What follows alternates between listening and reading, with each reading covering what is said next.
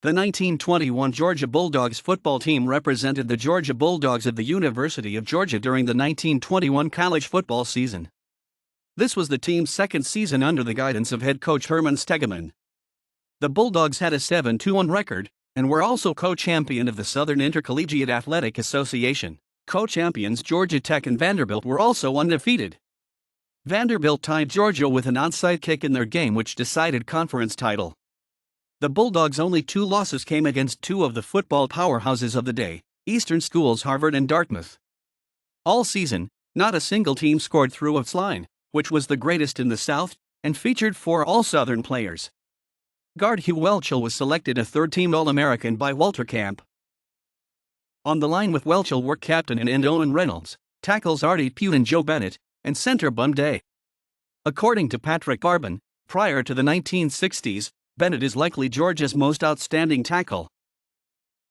The season opened with a 28-0 defeat of Josh Cody's Mercer Baptists. The starting lineup was O'Reynolds, left end, Bennett, left tackle, Welchel, left guard, Day, center, Anthony, right guard, Pugh, right tackle, Murray, right end, Pierce, quarterback, Reynolds, left halfback, Spicer, right halfback, and Collings, fullback.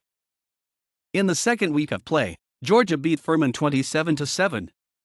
Jim Tom Reynolds provided the feature play when he returned an interception 40 yards to set up a touchdown. The starting lineup was Reynolds, left end, Bennett, left tackle, Welchel, left guard, Day, center, Anthony, right guard, Pugh, right tackle, Murray, right end, Randall, quarterback, Fletcher, left halfback, Spicer, right halfback, Tanner, fullback. The Bulldogs traveled north and were defeated by the Eastern Power Harvard Crimson 10-7. They were the first team all season to score on the Crimson. Harvard won by a blocked punt recovery and a drop-kicked field goal. A triple pass from Collings to Jim Reynolds to Dick Hartley in the final period got Georgia's touchdown. The starting lineup was O'Reynolds, left end, Bennett, left tackle, Welchel, left guard, Day, center, Anthony, right guard, Pugh, right tackle, Murray, right end, Randall, quarterback, Fletcher, left halfback, Hartley, right halfback, and Spicer, fullback. Georgia easily defeated the in-state Oglethorpe Stormy Petrels 14-0. The starting lineup was Bennett, left end, Colley, left tackle, Welchel, left guard, Boney, center, Vandiver, right guard, Williams, right tackle, Richardson, right end, Pierce, quarterback, Clark, left halfback, Thompson, right halfback, Tanner, fullback. Georgia beat the heavily favored Auburn team 7-0 when Teeny Randall scored in the final period. The starting lineup was Reynolds, left end, Bennett, left tackle, Welchel, left guard, Day, center, Anthony, right guard, Pugh, right tackle, P. Bennett, right end, Randall, quarterback, Hartley, left halfback, Spicer, right halfback, Fletcher, fullback. The Bulldogs shut out the Virginia Cavaliers 21-0. UVA presented Georgia with a memorial tablet to Richard Von Albade Gammon. The starting lineup was Reynolds, left end, Bennett, left tackle, Welchel, left guard, Day, center, Anthony, right guard, Pugh, right tackle, Murray, right end, Collings, quarterback, Hartley, left halfback, J. Reynolds, right halfback, Tanner, fullback. In the 7th week of play, the Bulldogs faced the Vanderbilt Commodores at Curry Field. The game was the highlight of Vanderbilt's schedule this year, deciding the conference champion, and was described by the New York Times as an important clash. Another source called it a tooth-and-toenail event. Birmingham News sports editor Zip Newman wrote weeks before the game, "Stegeman has a powerful team, and with all the regulars in the game, the team has a chance of going through the season undefeated unless it be Vanderbilt that stops her." Vanderbilt's record against Georgia was 6-1. Georgia's only win was 4-0 in 1898, and the all-time score was 184-4 in favor of the Commodores. The Bulldogs were favored to win their first meeting since 1912. In the first quarter, both teams were evenly matched. The Commodores had their best chance to score when Thomas Ryan beat the defense, but he dropped Jess Neely's pass. Vanderbilt had another chance to score when a Georgia field goal was blocked by Lynn Bomer and picked up by Todd McCullough, who was caught from behind before he could score. In the second quarter, Georgia outplayed Vanderbilt. The Commodores had 2 first downs in the first half, both because of Bulldog penalties. A Commodore punt was returned 15 yards by Georgia to the Vanderbilt 30-yard line, and the Bulldogs completed an 18-yard pass from Dick Hartley to halfback Jim Tom Reynolds on Vanderbilt's 12-yard line.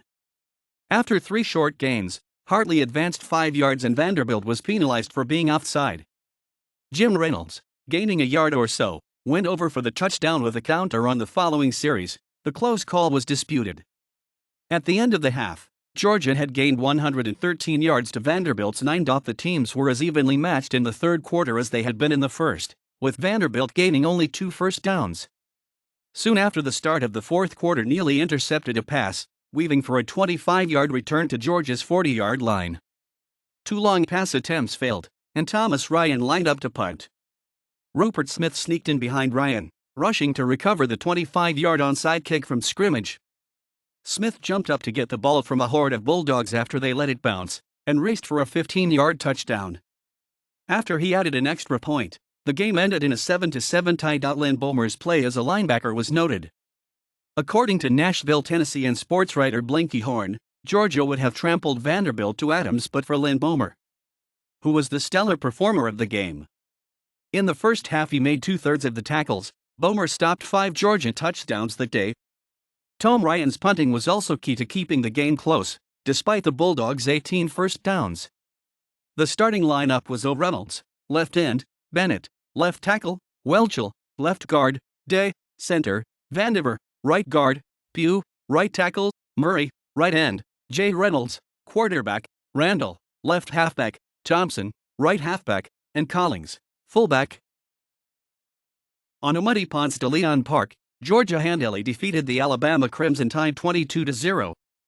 Jim Reynolds scored first for Georgia. After Welchel blocked a Charles Bartlett punt, Bartlett fell on it for a safety. After another punt block, Day recovered the ball deep in Alabama territory, and eventually Spicer ran in a touchdown. In the fourth quarter, the Bulldogs had an 80-yard touchdown drive. Randall and Spicer made 20 yards on end runs, and pass from Hartley to Randall netted 30 yards, down to the 3-yard line, from where Randall scored. The starting lineup was Reynolds, left end; Bennett, left tackle; Welchel, left guard; Day, center; Anthony, right guard; Pugh, right tackle; P. Bennett, right end; Fitz, quarterback; Thompson, left halfback; Spicer, right halfback; and Collins, fullback. Clemson was beaten 28-0. The starting lineup was Reynolds, left end; Bennett, left tackle; Welchel, left guard; Day, center; Anthony, right guard; Pugh, right tackle; P. Bennett, right end; Randall, quarterback; Hartley, left halfback; Spicer, right halfback; and Tanner, fullback. Georgia was beaten by Eastern Power Dartmouth 7-0. Dartmouth scored on a 64-yard forward pass that went 44 in the air, from Jim Robertson to Lynch. Dick Hartley fumbled twice.